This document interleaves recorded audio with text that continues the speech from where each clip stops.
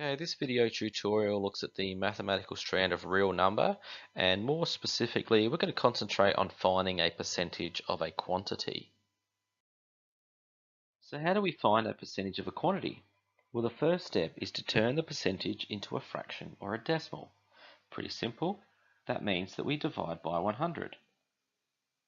So if I want to turn this 25% into a decimal, I need to divide by 100. That's going to give me 0.25. The second step is simply multiply your fraction or decimal by the quantity that you began with, in this case 40. So 40 comes down here, and this of turns into a times.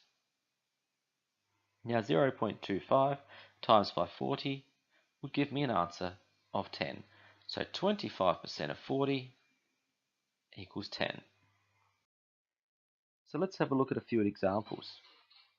In our first question, example question, it says find 35% of 70. Well, 35% is 0.35 as a decimal. I'm going to times that by 70, and you can do this on a calculator.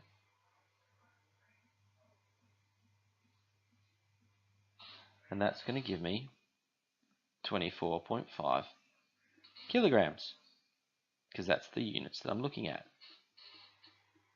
Now 7.5% of 90, again, if I convert this to a decimal by dividing by 100, okay, that's what I did in the first bit, is I divided by 100.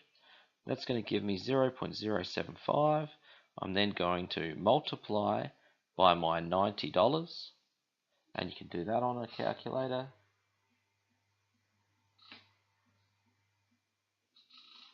That's going to give me an answer of $6.75. Okay, so you're now going to have a go at some practice questions. Please feel free to pause the video when the questions come up. And once you've attempted them and you think you've got them correct, continue the video and we'll check your answers. So as stated, here's the practice questions. Please feel free to pause the video, and once you think you've got the answers correct, continue the video and we'll go on through and check your answers. Okay, so let's see how you went.